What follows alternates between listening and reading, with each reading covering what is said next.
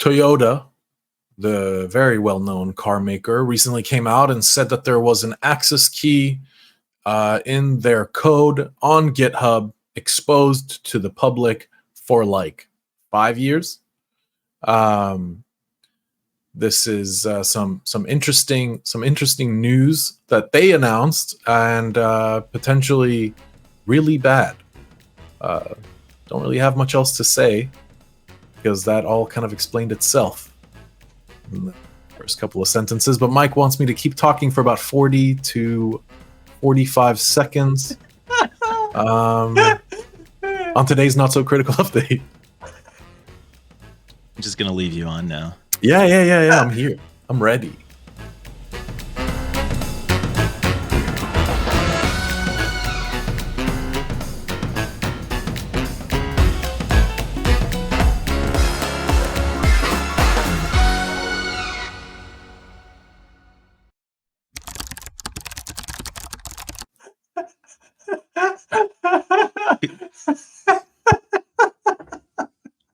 Yeah.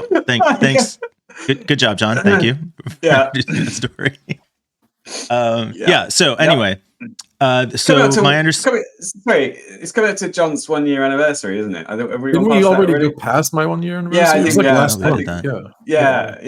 I can see that this year of practice is really, it's honed your skills as Really starting to get in the groove. If you guys go look at my first intro and compare it to even just this latest one, they're the same. They're so bad. I will never get used to it. I'm terrible at it. I love it. We must stop volunteering to do it then. I don't know. It just makes it even more fun. Something you're terrible at. You're not going to get better. Okay, yeah, fair enough. Sorry. Anyway, so in 2017, a contractor who was working on the Toyota Connect software, which is what allows people to like start their car remotely and manage some other functionality within the car. A contractor checked the software into GitHub for version control, and it included one of these secret keys that could have been used to access the customer list. Limited information about customers. I think it was just the name and email. And it was discovered by another third party recently. So Toyota is saying they don't think anybody's data was actually breached, but there's not really a way to know because this key was just floating around out there. No. It's that phrase. We have no evidence that the information was used. Sure, absolutely. Which means we don't know. So if you don't have any type of like log to go be like, how many times was this API accessed and from where and for what? This API key or token, whatever. Then it's like, you don't know. It's safe to assume that it was then, because you should not assume that it wasn't. That's bad form. You should assume that it was abused. Always. Yeah. This is like security 100%. 101. Assume that it was abused and notify your customers as soon as you find out. However, one thing I just want to add, one small thing I want to add is that there are so many tools that are free that will scan repos for secrets. Because secrets are very obvious. These tokens and API keys, they're like API key equals, and then the key. Like this isn't hard stuff to find when we're talking about embedded keys into software. This is Toyota. Like it's not some small indie startup. It's not some tiny company. This is fucking Toyota.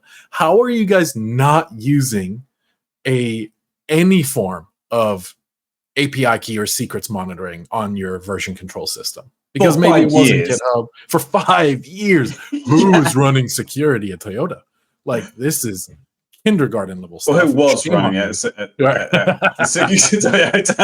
I'm not sure they still have it.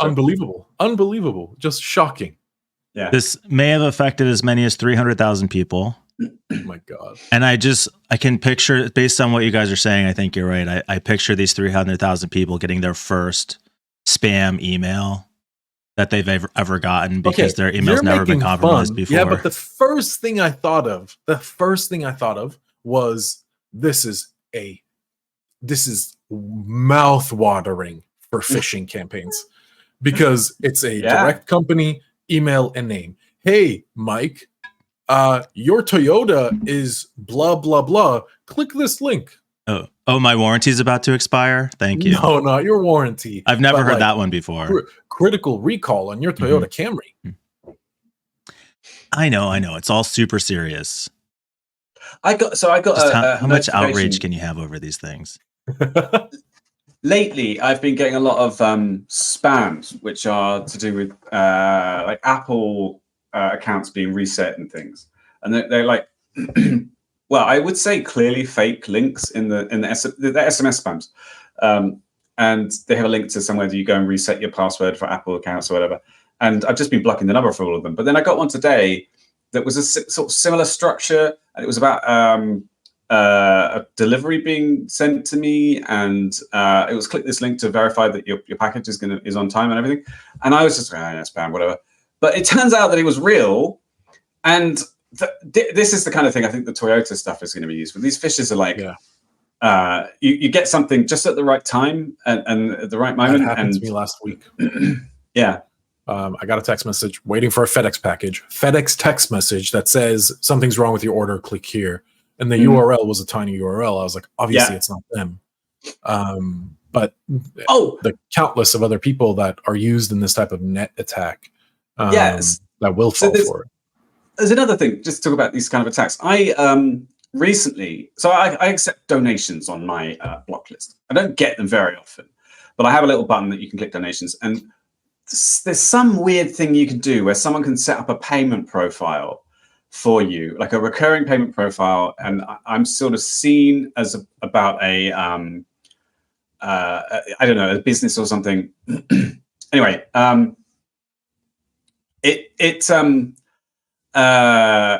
anyway, somebody set up this payment profile for €1 and it didn't work properly. And then I got a message. Anyway, I contacted PayPal about it on Twitter, and they sent me back a confusing message and then another one. And then there's something, click here to this bit.ly URL to take me to the support documentation. And I replied with, I don't want to click that because it's a bit.ly URL. And they argued with me.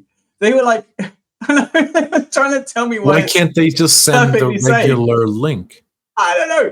That they said we use it for URL shortening, and I said, but all Twitter URLs get shortened to 23 characters. You don't need to. It's just PayPal. PayPal support. Like, shame, PayPal, shame. I wonder if there is an email on the planet that's not compromised. Why? I think no. Gmail is really good. Gmail's because you can't guess a Gmail name. No, that's not what I mean. No, that's not what I mean. What I mean is, wait, when you say compromised, do you mean leaked or hacked? Well, I guess I'm thinking more leaked. I mean, lots of email accounts have not been hacked. Sure, I think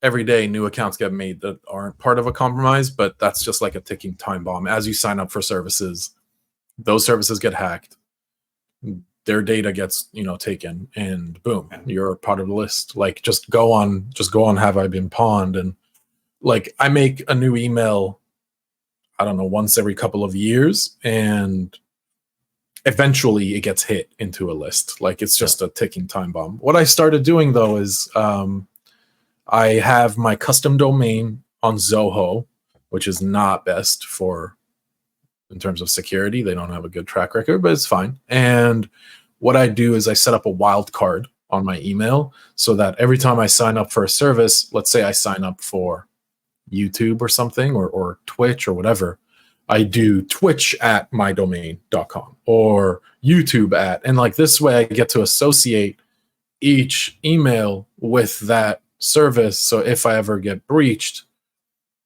I know it was like, oh, it was the idiots over at Twitch or whatever. And it also isolates the email, the email handle. I just looked up my email address and it says I've been compromised by 8 services, 9 data breaches. Yeah. But I mean, this is why I have such a hard time getting upset about this. Like, whose email out of Toyota's list did they get that wasn't already in some other list?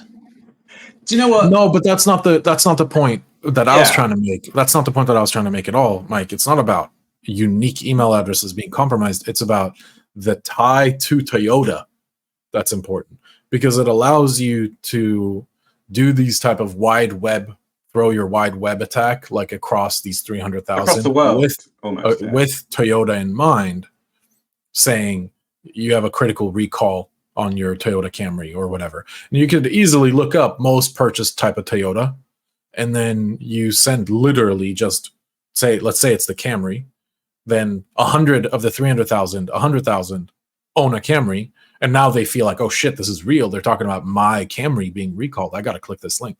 But I'm already getting that every day from FedEx and PayPal and Amazon and every other service on the planet. So Toyota's just one more. Yeah, that's fair. That's fair. I guess when we think about generic services like Amazon, FedEx, UPS, PayPal versus a car maker, one isn't the other. Like it is a different type of mental read when you get that message on your email. You don't think you see these PayPal scams every day. You don't see a Toyota scam every day. I don't know. Yeah, just the novelty of it is probably the only difference. Yes. Yeah. So big deal. Obviously not that crazy of a big deal, but still shame on Toyota for like letting this somehow go under the radar for half a decade. And just be super careful about how you use your email. Like, don't trust anything you get. Seriously. To everybody watching, don't trust any email you get ever. Any email, don't trust it. Sender. Just check the sender. Don't listen to Mike. Unless you know who it's coming from and you trust them. I'm not saying ignore it. Build good habits. Don't trust it. Trust has to be earned, not given. Leadership advice from Mike. Yeah, and that's today's leadership advice from Mike Sutton. Yeah. Join us tomorrow when we're going to be getting. I'll just make it a segment every day.